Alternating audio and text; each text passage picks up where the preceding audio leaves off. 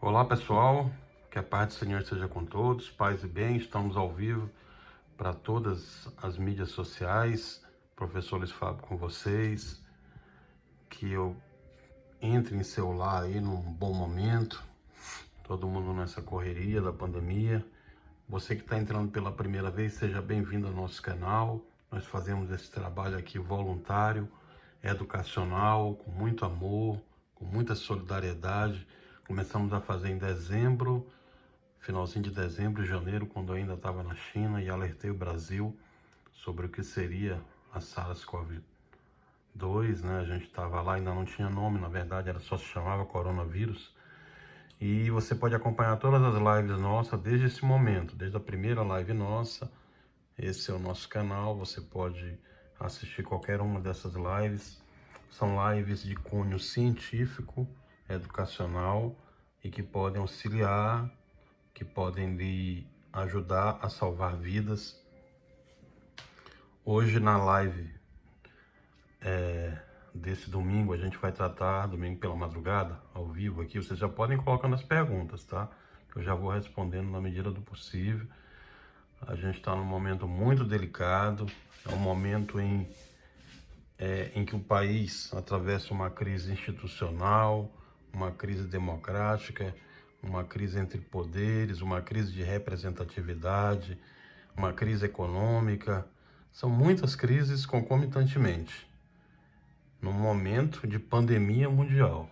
Então imaginem como está complicada a situação, no momento em que a democracia é colocada à prova, onde as instituições democráticas, da qual nós sempre atuamos, né? Sempre procuramos ajudar aí voluntariamente. E obviamente que a área do direito está muito protegida, preocupada e atuante nesse sentido de manter a ordem democrática no país. Ditadura não vem nunca mais, se Deus quiser. Nós estamos trabalhando nisso, tá? Já estão chegando perguntas aqui com relação ao que aconteceu hoje, né? De ter sumido os números do Ministério da Saúde, de estarem trabalhando para omitir dados. A gente já vai responder isso aí, tá? Vão colocando as perguntas aqui que a gente vai fazendo tudo ao vivo, não tem edição, vocês sabem como a gente trabalha, muita transparência, sem edição, tudo ao vivo. É eu, minha filha aqui do lado com as perguntas de vocês, tudo ao vivo, não tem pegadinha, não tem edição, não tem nada, é só a gente mesmo e vamos com a verdade. Nesse momento, o dashboard mundial, que a gente sempre utiliza, que o World Monitor, além dos outros dashboards, indica que há aproximadamente 6.962.100 casos de coronavírus no mundo, sendo 401.524 mortes e 3.402.000 recuperados. O número no Brasil, nesse momento, agora, vamos abrir para a gente olhar, são 671 mil casos, 464. Com 25.458 novos casos somente hoje, tá? Na virada da noite aí. E ainda estão contabilizando aqui os óbitos, mas já chega informação para mim aqui que foram 909 óbitos hoje. E a gente já ultrapassa 36.200 óbitos. A gente muitos de vocês que conhecem o nosso trabalho aqui, científico, sabem que a gente evita de politizar. Eu procuro trazer a visão do direito, a visão da engenharia de dados, a visão da medicina, a visão de gerente de projetos, a visão um pouco mais da ciência, da inteligência artificial, da modelagem de dados. A gente sempre procura trazer para vocês essa visão do direito também, que é muito importante nesse momento, e a análise estatística correta, com análise exponencial e cenários nacionais e internacionais. Sempre eu procuro evitar politizar, eu procuro não comentar a parte política para não atrapalhar o nosso trabalho científico aqui. Mas estão chegando muitas perguntas relacionadas a isso e algumas, na medida do possível, eu vou ter que entrar. Eu não vou opinar sobre candidato A, sobre candidato B, sobre postura A, sobre postura B, como eu nunca fiz com vocês. Mas a minha função como professor de direito, como operador do direito, nesse momento, é alertar a todos. O momento ele é muito político também. Então, isso sim, a gente vai entrar um pouco hoje, que é para tratar com vocês de temas relacionados ao direito internacional, ao direito biomédico, ao direito civil, ao direito constitucional, em virtude das perguntas que estão chegando, em virtude do momento, de um momento de ruptura aí, de possibilidade de um golpe militar, e isso tem que ser trazido para o debate. A sociedade tem que acompanhar o que está acontecendo. As instituições democráticas têm que se fortalecer. Nós fazemos parte da Ordem dos Advogados do Brasil, a OAB está atuante, a gente tem trabalhado aí com a Defensoria, inclusive hoje trabalhamos, e provavelmente na segunda-feira vocês já vão conhecer essa liminar com relação a esse pedido aí do Ministério para que não fosse divulgado os resultados antes de um determinado horário. E nós já atuamos, né, o dia inteiro trabalhando nisso, e na segunda-feira vocês já devem ter essa liminar como resultado do trabalho feito. A gente convive no Estado democrático de direito. É por isso que eu sempre falo para vocês, a democracia, ela é o melhor sistema que existe. Talvez nós erramos nas pessoas que nós colocamos lá, mas o sistema democrático de direito, ele é muito bem projetado. As instituições têm o que a gente chama de freios e contrapesos. Todas as instituições democráticas estão se falando. A democracia, ela é representativa, ela vem do povo, ela emana do povo. O povo opina nesse momento. O povo é soberano, não é um político. Não tem um político que vai conseguir mudar isso, porque isso vem do povo. E nós somos a maioria, nós somos o povo. Constitucionalmente, nós mandamos neles. Não é o inverso, não. Nós não vamos aceitar que eles determinem como eles querem que funcione. Não é assim. O sistema democrático de direito tem essa vantagem. O sistema que eles estão querendo implementar, que é a ditadura militar, que acabou em 1964, esse sistema não volta mais. Nós não vamos permitir. O povo brasileiro não vai permitir. Nem eu, nem você, nem seus antepassados, nem essas pessoas que estão nesse momento lutando por tudo aquilo que nossos antepassados conseguiram. Meu pai foi preso político. Eu cansei de ver, para a gente atravessar uma rua, ter que primeiro atravessar um cabo, para depois o civil ter que atravessar. Isso acabou no Brasil. Nós somos civis. A maioria do povo obedece constitucionalmente. Não estou dizendo que tem que ter desordem, não. Não, tem que continuar tendo. Mas dentro do Estado Democrático de Direito. Uma coisa é você ter as instituições funcionando. O STF, ele é o guardião da Constituição. Eu vou falar para vocês de neurociência também hoje, trouxe aqui o material. Trouxe o material da China que vocês me pediram também, a gente vai comentar. Então, o Supremo Tribunal Federal, ele tem a função de guardião da Constituição. Ele não está aqui para favorecer candidato A, candidato B. Ele tem que cumprir a lei. Se lá você tem nos autos um processo, um inquérito de fake news, de um monte de coisa errada lá, de excessos, de crimes, o STF tem que cumprir a lei. O Tribunal Superior Eleitoral, ele tem que cumprir a lei. Lá tem ministros, dos quais alguns foram professores nossos, e nós respeitamos, honramos, porque trabalhamos com eles, sabemos da sua imparcialidade, da sua seriedade, e eles vão aplicar a lei, independente de quem seja. Porque são as instituições democráticas. Naquele momento não é o ministro, não é um ou outro que está ali. Ele está temporariamente. Ali ele está exercendo um cargo. Ele tem que atuar de acordo com a Constituição, de acordo com as leis. Ele tem que atuar suas sentenças de acordo com as jurisprudências. Tem que seguir o direito. Tem que atuar de acordo com o código. Tem que, nas suas sentenças, justificar a doutrina que ele está utilizando. É assim que funciona o Estado Democrático de Direito. Não é um berrando na mesa e dizendo que vai alterar o horário. Não, não é assim. E nós trabalhamos para isso. Então, essa petição que nós fizemos hoje com a Defensoria Pública vai ser julgada pela Justiça Federal em São Paulo. Provavelmente na segunda-feira está saindo o resultado. Assim como nós entramos também junto à Procuradoria-Geral da República, em uma comissão extrajudicial, que é a Comissão de Fiscalização de Atos Administrativos, para que seja verificado por que os números sumiram, por que não foram divulgados óbitos hoje. Isso está errado. Isso aí são coisas da época da ditadura. E isso não vai voltar no Brasil porque nós, do direito, não vamos permitir. Nós vamos continuar atuando da forma legal.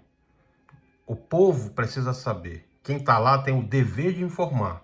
É o contrário. Não tem o dever de pedir, como a gente tem observado aí. Eles alegando que não vão fazer, que querem fazer do jeito dele. Não, não é assim. Vocês foram colocados aí para atender o povo. Vocês têm que fazer o que o povo quer.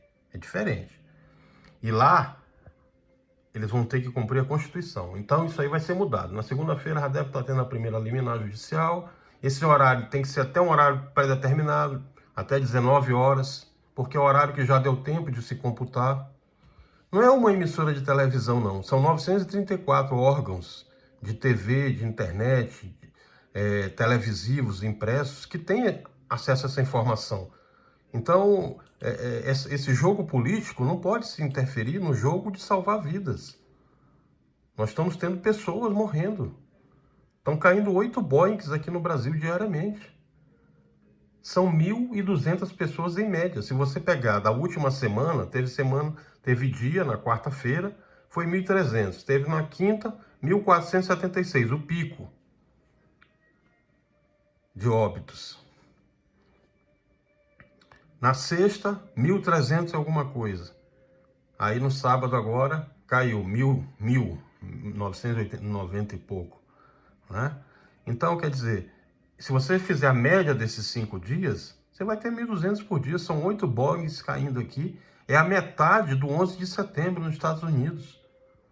E fora essa numerologia, são vidas, são humanas, são histórias de vida.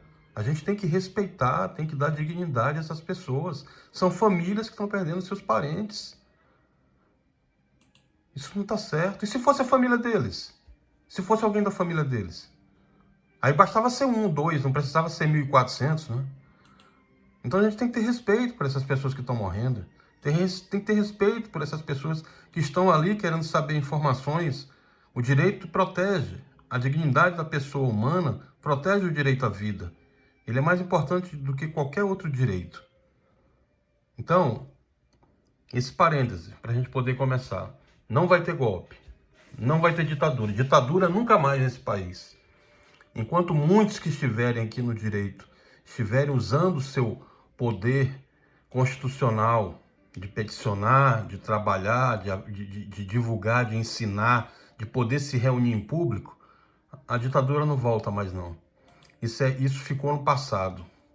Nós não vamos admitir como pais, como avós, como professores, como muitos que tem na sociedade. Nossos antepassados lutaram para que a gente possa estar aqui hoje, expressando a nossa opinião. Não vai ser ninguém que vai tirar esse direito do povo, não. E nós somos muito mais que isso. Nós somos mais de 70%. Né? Os 30% são os que elegeram, mas a maioria, se você somar, são 70%. Essa maioria até agora estava calada, mas agora essa maioria vai para as ruas. Ela vai se manifestar, ela vai cobrar, ela vai se colocar, porque ela não vai admitir a volta da ditadura militar. Ela não vai admitir golpe. Nós vamos continuar tendo o Estado Democrático de Direito.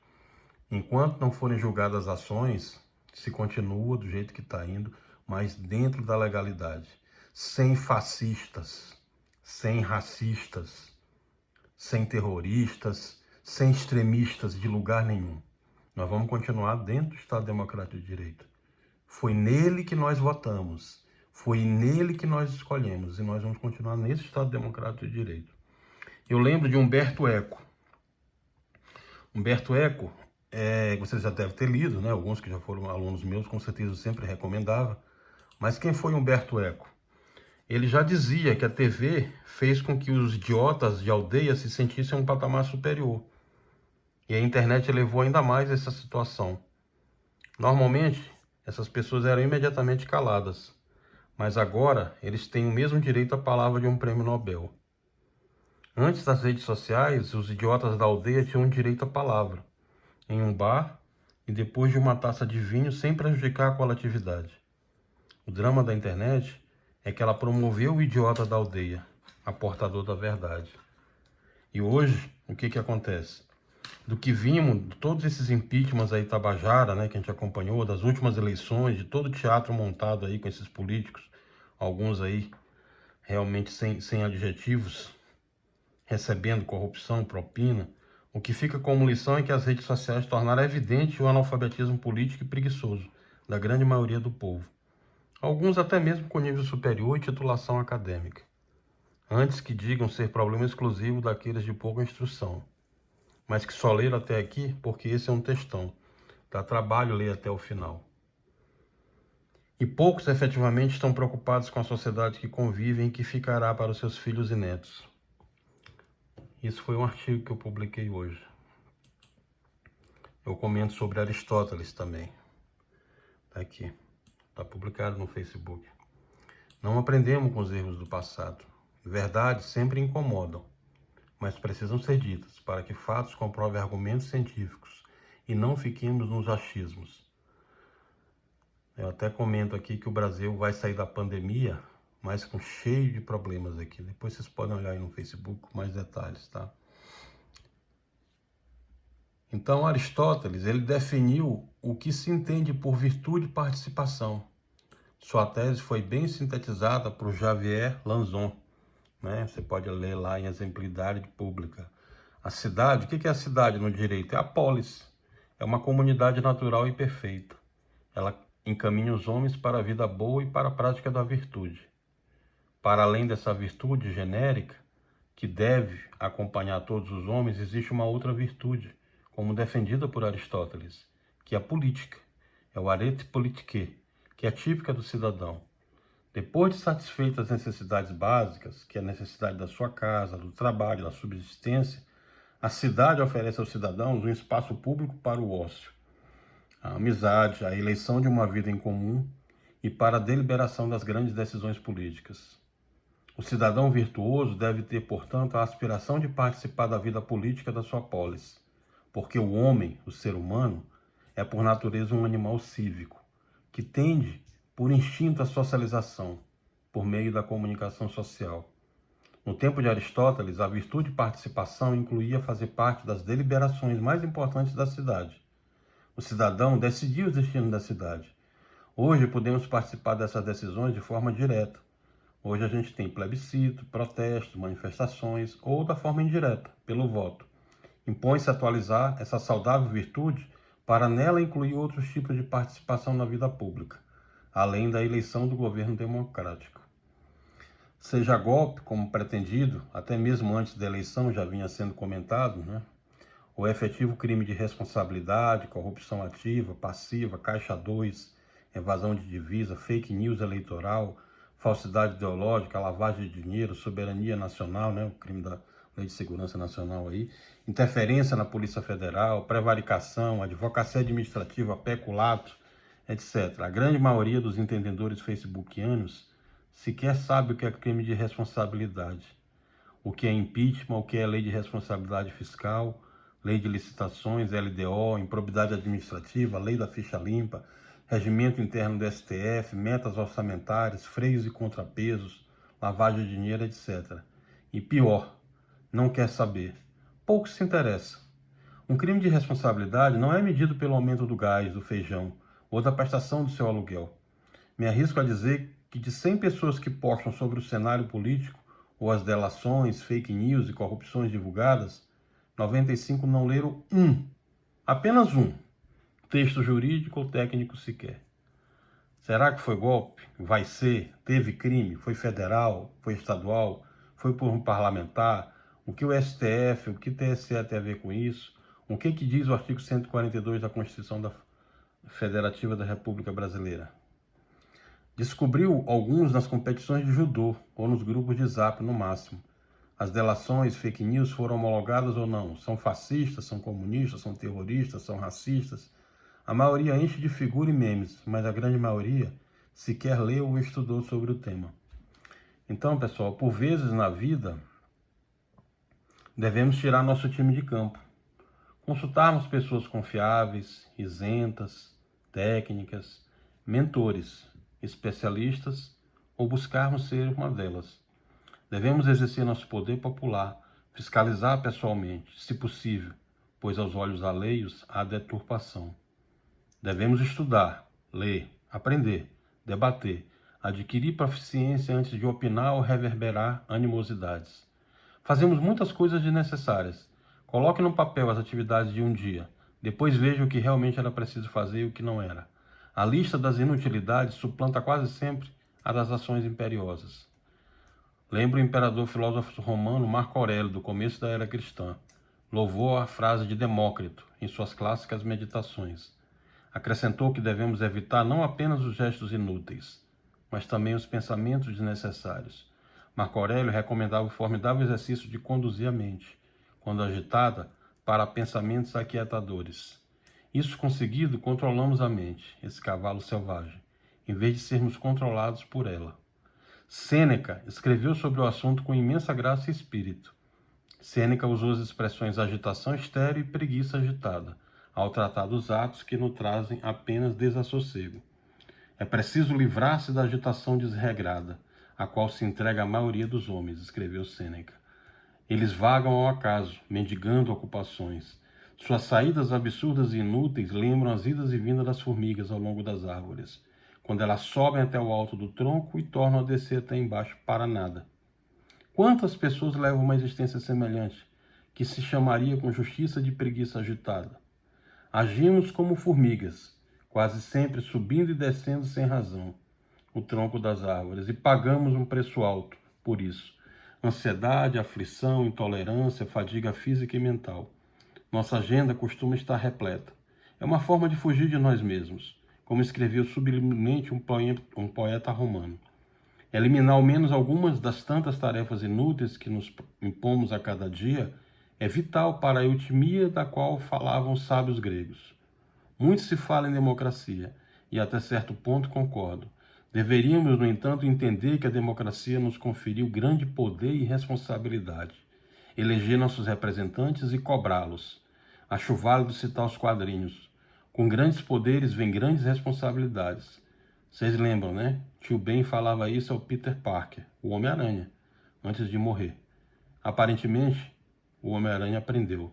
Renegou de uma vida comum, condenou-se a um emprego de baixa renda, abriu mão dos sentimentos pessoais. E por quê? Por algo maior. Para ser um super-herói. Isso não é um exemplo real, você diria. Mas pode ser. Pode ser você mesmo. Você não precisa de superpoderes, mas apenas ser mais produtivo. Podemos ser nós mesmos, porque a democracia permite sermos um dos responsáveis pela condução de um país. Contudo, a democracia não é só um poder, é um dever. Nos confere grande responsabilidade, ou seja, respondemos por nossas escolhas. O porquê disso tudo, professor? Eu lhe digo, saiu a Dilma, entrou o Temer. Saiu o Temer, entrou o Bolsonaro.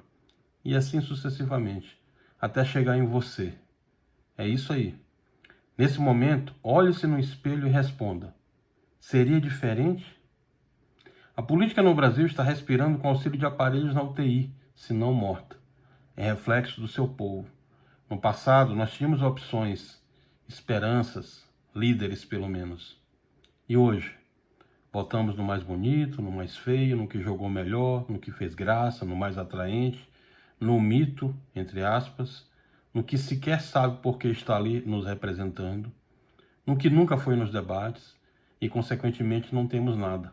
Não se interessam por nada. Eu expliquei isso para vocês nessa live aí.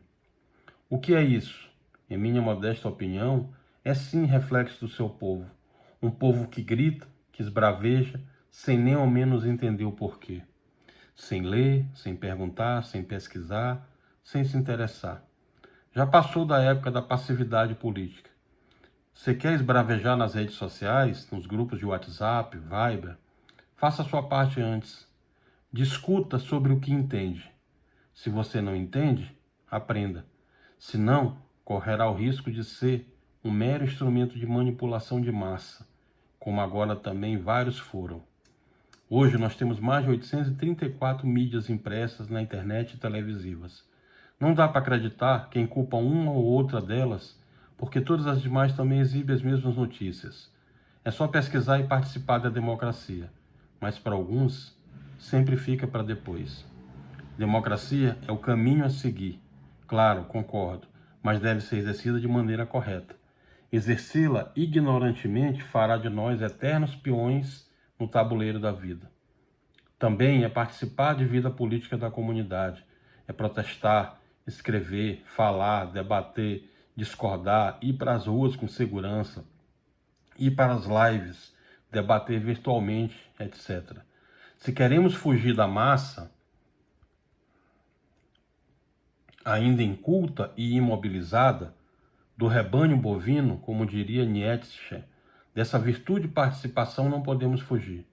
Não sejamos idiotas, afastando da nossa vida todo tipo de participação na vida pública, porque a escória dos políticos atuais, há poucas exceções honrosas, claro, que é exatamente que nós nos imobilizemos como rebanho bovino, enquanto eles chafurdam impunemente nas benesses das falcatruas e conchavos espúrios, inerentes ao poder mal exercido, roubando, distorcendo a verdade e corrompendo. Ou seja, exercido sem exemplaridade. Mas cabe a nós mudarmos tudo isso e construirmos um país melhor, com candidatos. Candidatos, pessoal, vem de Cândido, tá? Lembre-se disso. Muitos que terminam direito não sabem disso.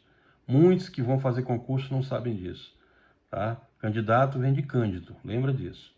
Reflitam as cobranças de seu povo trabalhador. Ou então, resumidamente, acontecerá exatamente como toda crise popular.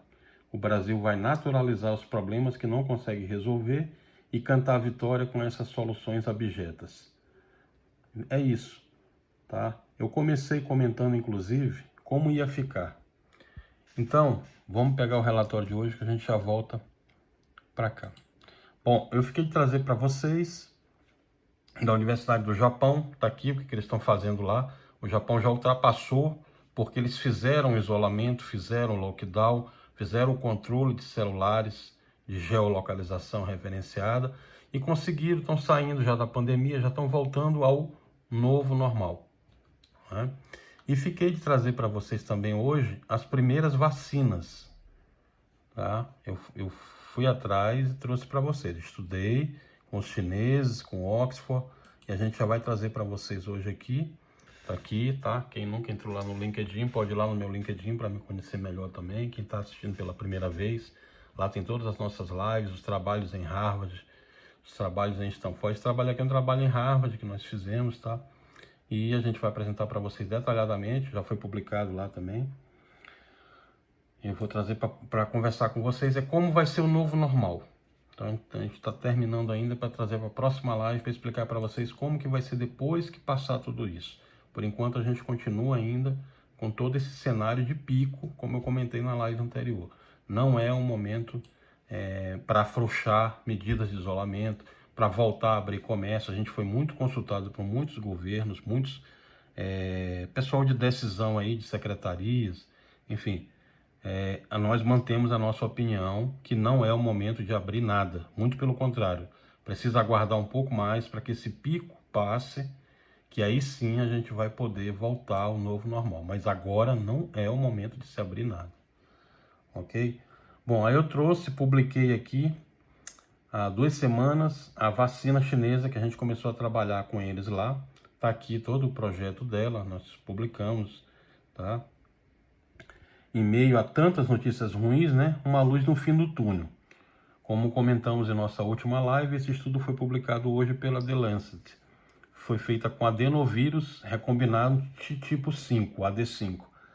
A vacina chinesa foi testada em 108 adultos e se mostrou capaz de fazê-los produzir células que combatem, além de torná-los imunes. Os pacientes deste primeiro teste tinham idade média de 36 anos. A maioria, 51%, eram homens, todos saudáveis. Eles foram divididos em 3 grupos iguais de 36, receberam uma dose baixa, 36 receberam uma dose média e os 36 restantes uma dose mais alta. O que aconteceu? Entre todos os voluntários de dose mais baixa, 83%, 30%, pelo menos, sentiram um efeito colateral nos primeiros 7 dias, após a aplicação da vacina chinesa. A vacina chinesa e a vacina de Oxford são as vacinas que estão mais avançadas de todas as que a gente estudou, tá? Eu já vinha comentando com vocês desde a live passada. A chinesa a gente tem mais conhecimento. Nós entramos, conseguimos um manual de engenharia aplicado à medicina, já com um manual médico completo, tá? Que eu já vou comentar com vocês um pouquinho, tá? Mas ela é que está mais bem produzida e projetada nesse momento, e ela vai ser entregue de graça para o Brasil e para todos os outros países do mundo. Os chineses não estão cobrando nem um centavo. Isso é uma grande vantagem, tá? A de Oxford está sendo cobrada, e não é barata. Entre os voluntários, como eu falei para vocês, o efeito mais comum que aconteceu qual foi? Foi a dor. 54% desses 108 pacientes, 46% apresentaram febre, 44% fadiga e 39% dor de cabeça, 17% dor muscular. A maior parte foram leves ou moderados. Nenhum efeito colateral grave foi observado. Essa diferenciação é importante porque não basta que a vacina seja capaz de fazer o organismo produzir anticorpos contra. Ela também tem que induzir a resposta das células T, que são responsáveis pela defesa contra desconhecidos. São resultados preliminares ainda, tá, pessoal? Mas são promissores. Sugerem que a vacina com vetor AD5 merece novas investigações, mas estamos no caminho certo. Nós já temos a primeira vacina aí, claro. Como a gente sempre comenta, o processo medicinal de vacina são 4 fases, ainda tem todo um processo aí que vai demorar ainda uns 7 meses para isso chegar e acontecer, todas as duas, tanto a vacina chinesa quanto a vacina de Oxford. Então, o que tem que fazer agora? Tem que começar a comemorar que vai vir a vacina? Não. Tem que continuar fazendo isolamento social. Nós estamos num pico de uma pandemia, eu mostrei para vocês agora em um gráfico de dispersão. Nesse momento, nós estamos caminhando para 750 mil contaminados, uma média de 30 mil contaminados por dia oficialmente. Extraoficialmente, os números que são subnotificados, professor, são aqueles casos que o cara chega para fazer o tratamento, ele não é atendido, não tem vacina, não tem kit de testes, ele não tem como fazer o teste do reagente lá, ele é mandado de volta para casa, e aí como ele já está, na maioria das vezes que eles procuram, eles já estão sintomáticos, já estão transmitindo, ainda quando era sintomático já transmitia. Já está sintomático, já está com hiposmia, está com perda de paladar, perda de olfato, já teve algum outro sintoma, uma febre, uma dor, uma diarreia, enfim, já está com sintomas de SARS-CoV-2 dentro do organismo, já está com a COVID-19 em início de tratamento.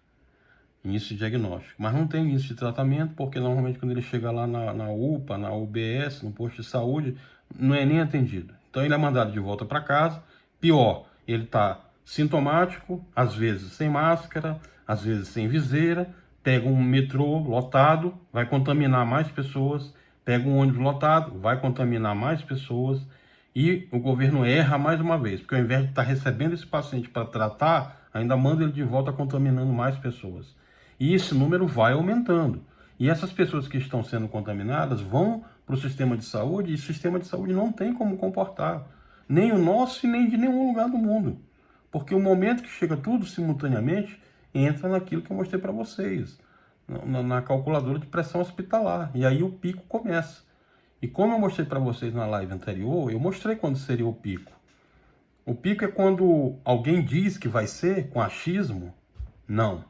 O pico ele é calculado cientificamente. Inteligência artificial, modelagem de dados, estatística, pegamos relatório de engenharia de dados, fazemos comparativo com gráfico de dispersão, jogamos na calculadora de pressão hospitalar, tem machine learning, tem outras ferramentas de modelagem de dados, tem ferramentas estatísticas, engenharia de computação com modelo de dados forenses, modelo de dados computacionais, isso tudo a gente calcula. É ciência, não é achismo. E aí sim a gente chega a esse resultado. Tá aqui, ó, vou mostrar para vocês. O pessoal já tá perguntando aqui, tá? Eu vou responder poucas perguntas hoje, vocês estão perguntando muito aqui com relação a determinado candidato político. Eu já falei o que eu tinha que falar para a área política. O foco agora é ciência, vocês já sabem o que todos têm que fazer. Nós temos que lutar pela democracia, independente de quem seja o candidato. Tá bom? tem problemas na esfera federal, tem problemas na esfera estadual, tem casos de corrupção em todas as áreas, estão sendo investigados. A OAB está aí para isso, o Ministério Público está aí para isso, tá? A gente não tem um partido, não. Nosso partido é o Brasil. A gente quer o melhor para o Brasil. Nós queremos o melhor para a instituição Brasil, tá? Seja com a apuração do que tiver que apurar e quem tiver que pagar, vai pagar. É o que a gente sempre desejou, é o que o Estado Democrático de Direito trabalha e deseja, tá? Nós não temos políticos de estimação. A gente tem que o Estado Democrático de Direito eleger o candidato fulano. Pronto, ele está lá e tem que trabalhar pelo povo. Ele tem o dever de trabalhar pelo povo, tá? Não tem que estar fazendo favor para ninguém, não. Ele está lá para trabalhar.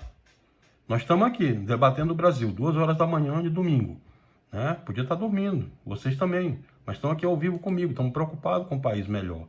Imagina eles que recebem uma montanha de dinheiro todo mês.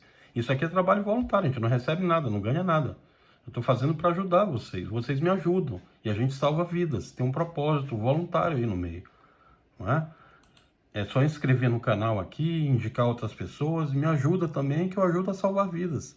Mas a gente não recebe nada por isso. Eles não, eles recebem muito.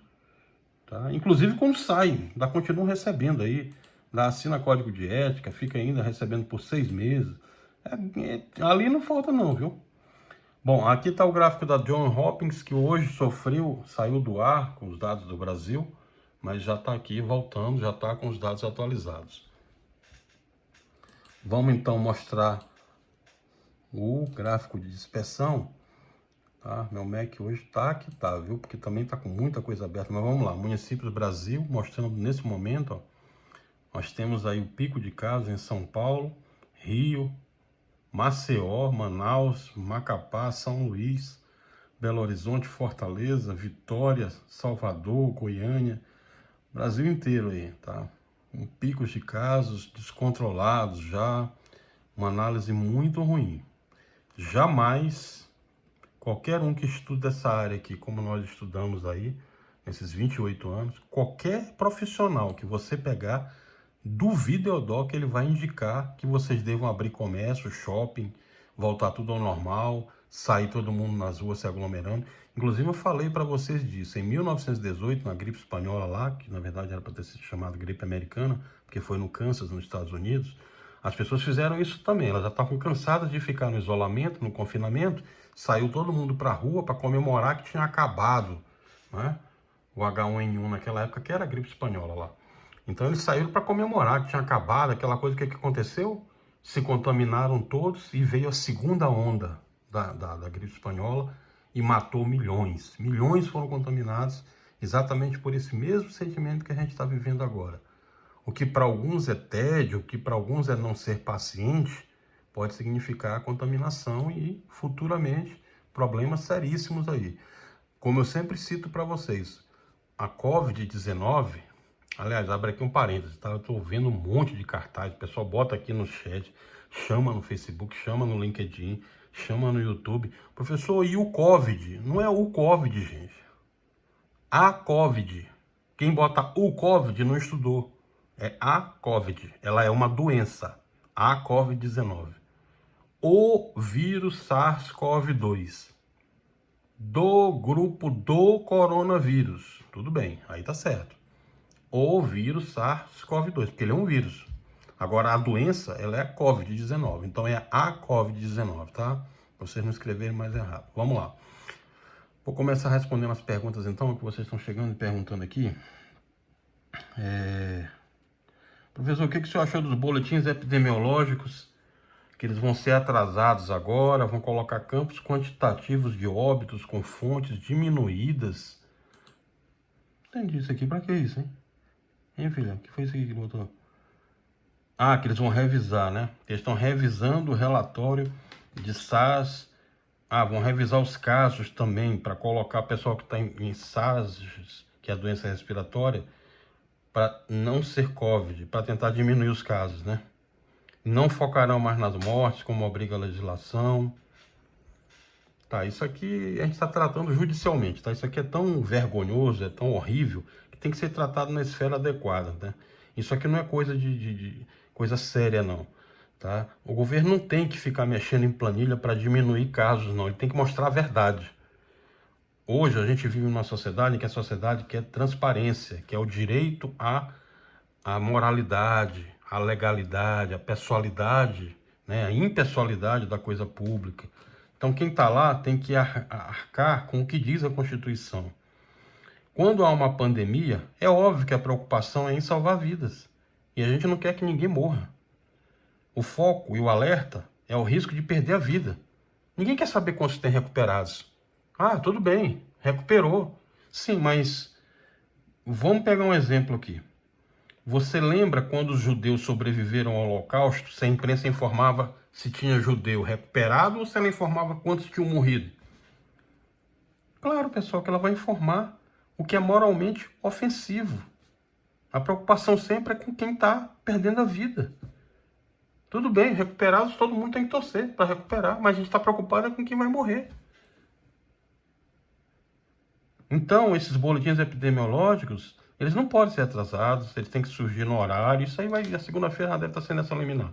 19 horas da noite tem que fechar. Todas as secretarias consolida com o Ministério da Saúde e se divulga no balanço que está lá. Isso é um software, a gente trabalha com isso aí há 28 anos. Isso não tem dificuldade nenhuma, não. Essa dificuldade toda que estão tramando aí, que estão arquitetando, é para tentar fazer o quê? Para tentar diminuir casos. Diminuir casos, se diminui, é na vida real. É dando assistência, visitando os hospitais, é com planejamento de ações. Era para fazer tudo que eles não fizeram.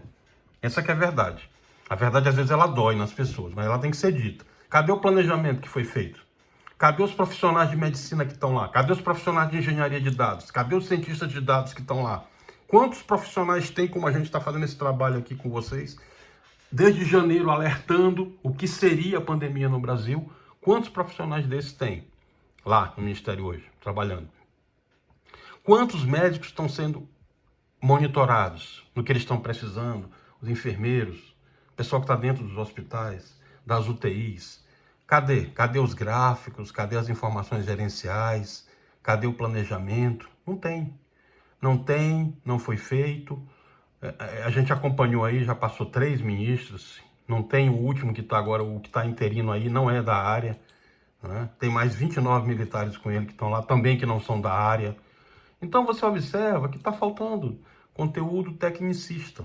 Está faltando planejamento, está faltando sabedoria, está faltando ciência, principalmente ciência lá dentro. Porque se tivesse ouvido os especialistas desde o começo, não estaria do jeito que está hoje. Ó, tá aqui a calculadora de pressão hospitalar, como eu falei para vocês. Então a previsão do pico começa agora e vai até o dia 10 de julho. Esse vai ser o momento pior do pico aí. Observe que já está com 91,58% da taxa de ataque acumulada. Né? E o pico começa agora e vai até o final do mês. Até o dia 10 de julho aí vem o pico. Então a gente não tem que estar preocupado em estar mascarando informação, suprimindo. Isso aí inclusive é crime. Tá? O governo tem que ser o mais transparente possível, principalmente quando se trabalha com vidas. Essas informações são cruciais para a tomada de decisão.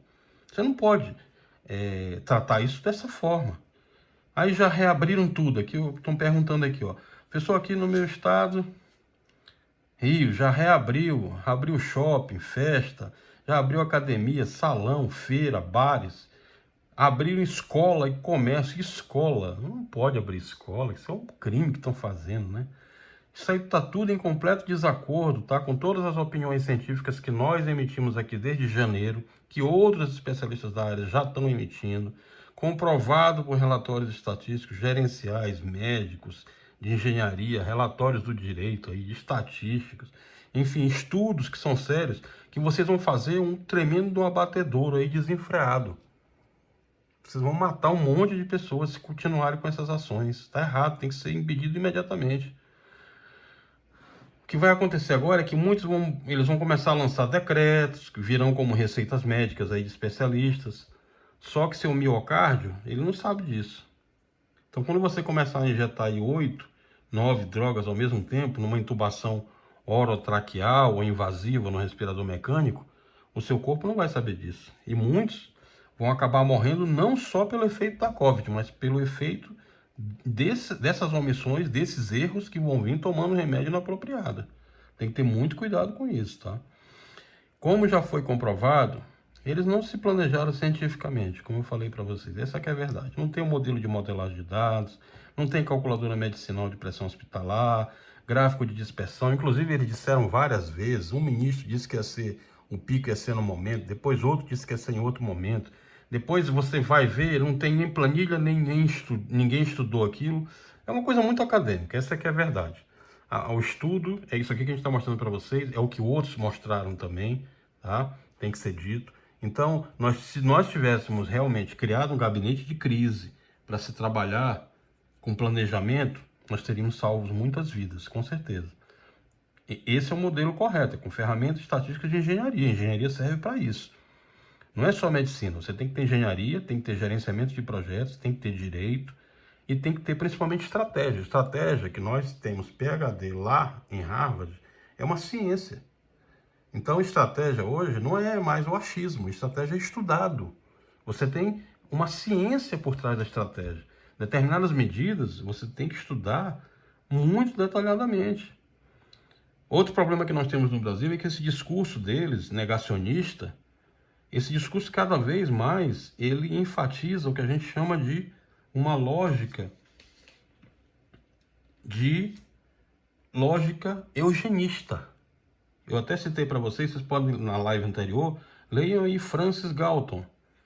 Vocês vão ver o que é lógica eugenista.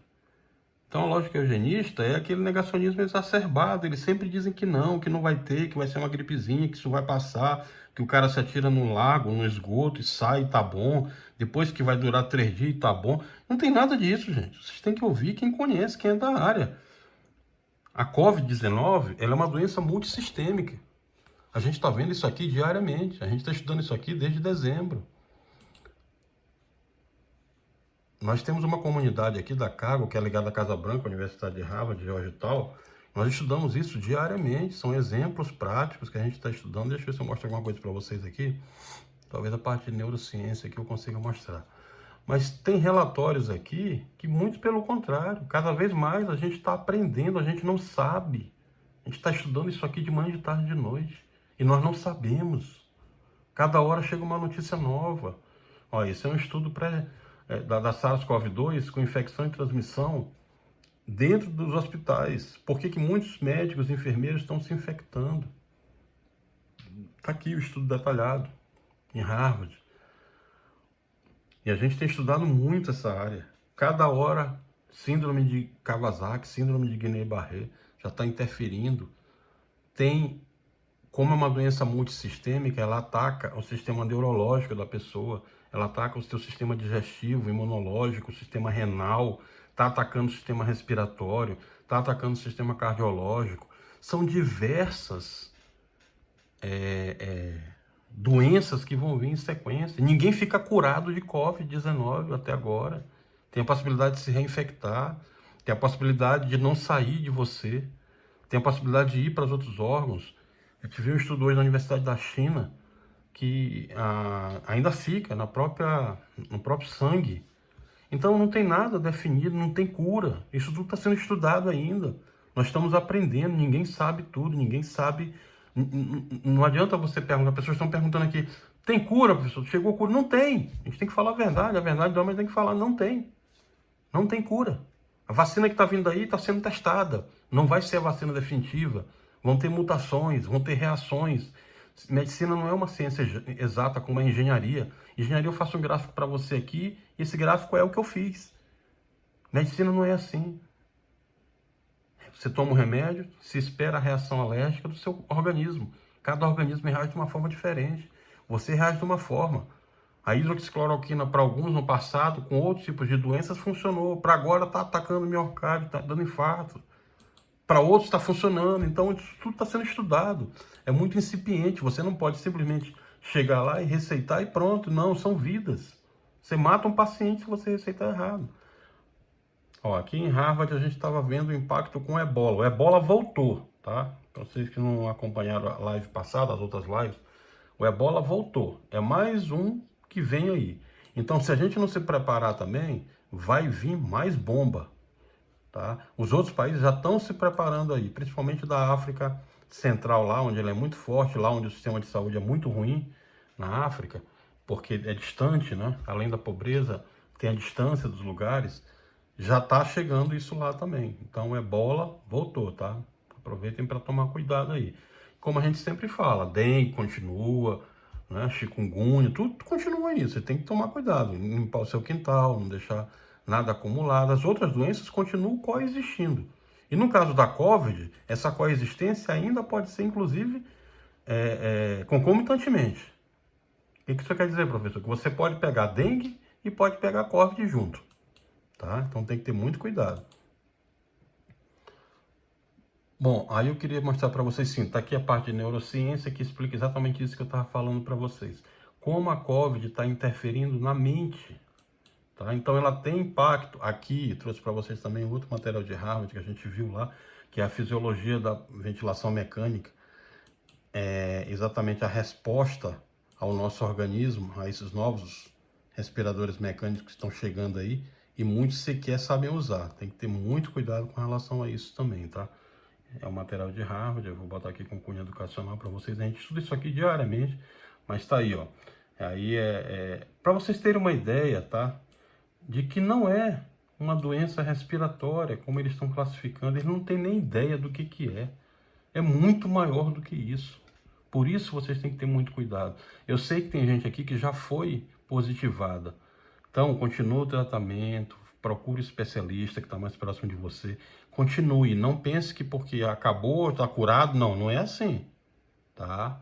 Não é assim, escuta o que eu estou lhe falando. Você tem que continuar o tratamento, que ela é uma doença multissistêmica.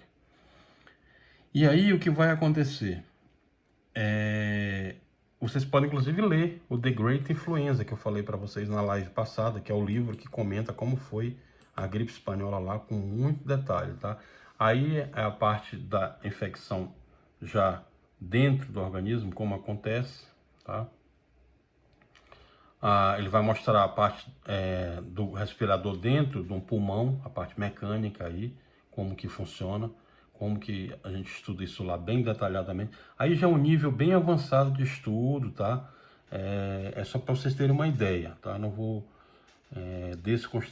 descontextualizar isso aqui, porque ia demorar bastante aí, e já é um nível mais avançado aí. Mas isso tudo a gente já viu em Harvard, está se estudando muito detalhado. Aí é uma influência da respiração mecânica no seu pulmão, no momento de pico, de resistência, a pressão que importa, né? Compliance, ou seja, tudo isso aí é relacionado ao seu sistema respiratório. O que eu quero dizer isso, mostrar isso para vocês? Para mostrar a importância do tratamento, da prevenção, do isolamento. Nós só temos uma ferramenta que cura no momento. Qual é, professor? O que cura? O isolamento social. É você usar a máscara, é você usar a viseira ou protetor facial junto com a máscara, mas principalmente atentar que, se ainda não pegou, evitar pegar. Se já pegou, tem que tratar e se isolar para não transmitir. E evitar que vá para aquela fase 3, que eu falei para vocês nas lives anteriores, né? Fase 1, tratamento, a maioria fica ali. Fase 2, já vai mais para respiração, já tem problemas pulmonares, e a fase 3 já é UTI, respirador mecânico, aí a fase final já é mais complicado. Então, evitar para ficar ainda somente nessas fases, tá bom? Bom, outras perguntas que estão chegando aqui. Professor, muitas pessoas vão se contaminar? Vão, a gente tem que falar que é verdade, vão se contaminar muitos. Principalmente porque eles estão achando que é uma gripe que vai se curar e tá bom. Não é assim, a gente acabou de mostrar para vocês aqui, é uma doença multissistêmica. É muito mais grave do que isso, tá? Nós explicamos aqui nas lives anteriores, é só vocês pegarem as lives anteriores aí e assistirem. Tem live dividida, uma que é só assunto jurídico, uma que é só conta, você está com conta de energia atrasada, querem cortar sua energia, não podem cortar, já falei disso, pega a live anterior e assiste, tá? Não podem cortar sua água durante a pandemia, não podem cortar sua energia, não podem chegar aí metendo a lenha em você, não. Esse é um momento de pandemia, nós conseguimos isso através de uma liminar da Justiça Federal aqui, essa sentença tem que ser usada em todo o Brasil. Então não podem cortar seu serviço de concessão de serviço público. Aí, ó, os pulmões como ficam, para você ter uma ideia, ó, como fica internamente. Isso aí é o respirador mecânico, é o aparelho, que tem todos esses parâmetros aí para analisar, tá? Então, não é, pessoal, muito pelo contrário. Nesse momento a gente está muito preocupado com esses danos todos, neurológicos, renais, cardiológicos, digestivos, síndromes como de Kawasaki, Guillain-Barré, tá? E a gente estuda isso aí, engenharia biomédica, medicina nuclear, neurociência, epidemiologias, pandemias como a Ebola, que eu mostrei para vocês aí, a pandemia de SARS que a gente estudou na China ainda, quando era o SARS-CoV-1. Isso era lá em 2003. O SARS-CoV-2, que é esse agora, ele não vem de agora, ele já vem antes. Os chineses se prepararam melhor, os orientais em geral, porque eles já são acostumados com essas doenças respiratórias. Então, eles sim, eles se planejaram, eles adotaram uma política de guerra médica, de engenharia lá, isolaram tudo em Wuhan, souberam se proteger. Tanto que eles só têm 83 mil infectados hoje. Era para ter 10 milhões, como nós vamos chegar aqui em subnotificados. Nós já estamos com 1 milhão, 710 mil e mais 7 dias pelas projeções é que a gente chega em 1 milhão de casos oficiais. E nós estávamos com 5 milhões subnotificados. Esses subnotificados, normalmente, eles equivalem a 11 vezes o valor dos casos oficiais. Nós já estamos indo para o pico. E nós vamos ter 10 milhões de subnotificados aí. Pior do que a gripe espanhola, se brincar. Então tem que ter muito cuidado. Tá? Tem que ter muito cuidado. A gente está olhando isso aí em Harvard, no MIT, Universidade da China, Hong Kong University, que é a Universidade de Hong Kong também, que é muito elevado lá, na USP, na Unicamp, na UNB, Universidades Federais, na Oxford, Stanford, Columbia, Yale, enfim. E a gente não sabe nada, vocês estão vendo, é o que eu disse para vocês, a gente está aprendendo, todo mundo está aprendendo. Não tem remédio que cure. Todos esses remédios, tratamentos aí são experimentais. Fármacos que estão sendo passados também. Tudo é novo, porque a Covid-19 ela é nova. Ela é uma doença nova. Tudo está vindo novo. Assim como está sendo novo para o Brasil, está sendo novo para todo mundo. Então, alguns brasileiros vão acabar achando normal isso. Né? Conviver com 8 Boeings caindo aqui, morrendo 1.200 por dia. Claro que não é. E eu vou dizer isso para vocês. De julho para frente, ninguém vai mais nem ligar para o coronavírus. Alguns vão continuar como vocês, interessados, pesquisando, perguntando, se preocupando, mas a grande maioria, e os políticos vão trabalhar para isso, do jeito que eles estão começando a fazer aí, esse monte de medida errada, se eles não vão num debate, tratar de generalidades, imagina se vão tratar de pandemia mundial, com 7 bilhões de vidas humanas aí envolvidas, conhecimentos em várias áreas. Isso era para estar sendo criado gabinete de crise, era para parar o país inteiro agora e dizer, não, nós estamos morrendo 1.200 por dia, nós já estamos em 38 mil, isso é muito grave. Tem que parar o país inteiro e todo mundo sentar numa mesa e só sai daqui agora quando começar a parar de morrer. É assim que se trata a pandemia. Todo mundo unido para salvar vidas. É esse o objetivo que a gente teve desde o começo aqui, quando criou o canal, é salvar vidas. Vocês lembram disso? Ninguém aqui está preocupado com outra coisa, ninguém aqui deseja nada, a gente já passou por toda essa fase aí. Tá? A gente está preocupado em salvar vidas, por isso essa preocupação desde o começo. Tá bom? Bom, vamos correr para a vacina então? Então a vacina é isso. Deixa eu abrir ela aqui para mostrar para vocês. A vacina já chega agora nos próximos 60 dias, tanto a vacina chinesa como a vacina de Oxford, e vamos começar a trabalhar nela para ver como vai ser essa reação, tá? Esse aqui é o projeto dela completo, o artigo publicado já pareado, tá? Com todas as informações, eu não vou entrar muito no detalhe, porque já é muita informação técnica, vai complicar um pouquinho a cabeça. Mas dá para vocês entenderem aí, ó, principalmente como ela foi trabalhada, né? Como ela foi projetada, e os chineses estão tendo muita preocupação para que tudo ocorra bem, porque em certa parte eles têm aquela consciência de que começou lá, então eles têm essa preocupação também, e tem obrigatoriamente que ter, né? Para poder entregar para o resto do mundo para resolver.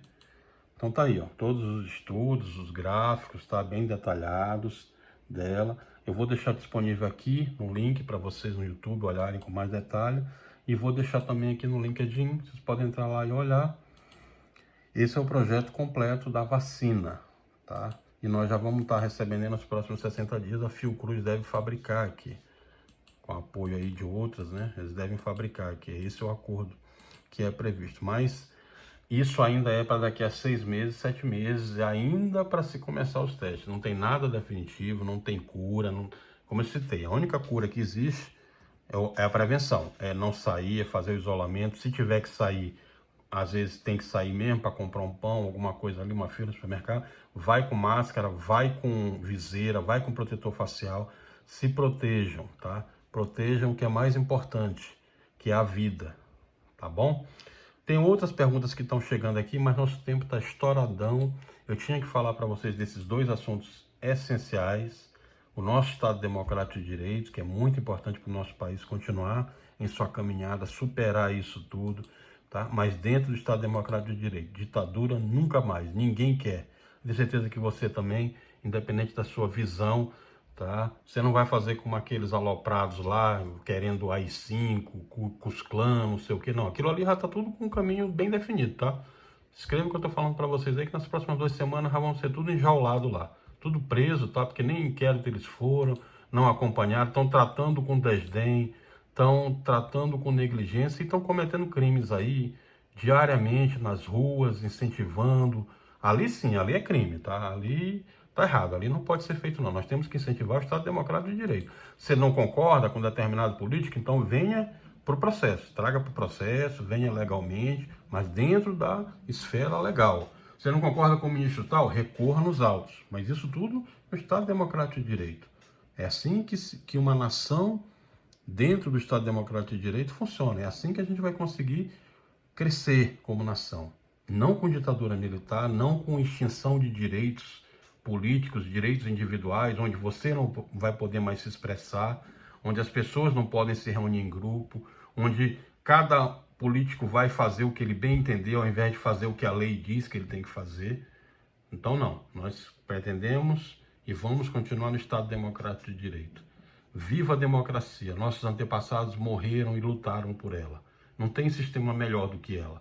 Ela ainda é o melhor sistema. Se nós estamos errando, ou alguns brasileiros erraram ao votar, não é culpa da democracia. É culpa de quem votou errado. É só votar certo que dá certo. Agora, o sistema democrático de direito, com as instituições funcionando, sistemas de peso e contrapeso, o Ministério Público atuando, a OAB atuando, o STF atuando, o TSE atuando, o STJ atuando, o Poder Judiciário, o Poder Executivo, a Câmara, o Senado, o Poder Legislativo. Esse é o sistema democrático de direito. Ele é o melhor sistema que existe. E isso não sou eu que estou falando, é a vida que vai ensinar vocês, são os pais de vocês que vão ensinar, qualquer profissional do direito vai ensinar isso para vocês. Não tem sistema melhor do que o sistema democrático de direito. E nós demoramos muito para saber que esse era o melhor sistema. A gente deve permanecer nele. Se tiver que trocar nomes, se troca na eleição, no sistema legal, mas sem ruptura institucional, sem ameaçar ninguém, sem prender ninguém, sem entrar na sua casa sem mandado, tendo sempre um advogado lhe defendendo, um defensor, um profissional do direito, um professor da área do direito, mas ninguém vai entrar na sua casa dando pontapé. O direito está aí para lhe proteger. A OAB está aí para lhe proteger. As instituições aqui do outro lado, o Ministério Público Estadual, o Ministério Público Federal, as defensorias, todo o sistema democrático está aqui para lhe proteger. E está aqui para proteger eles também. Porque a partir do momento que o sistema democrático de direito funciona, funciona para todo mundo. Não vai funcionar para um ou dois, vai funcionar para todo mundo.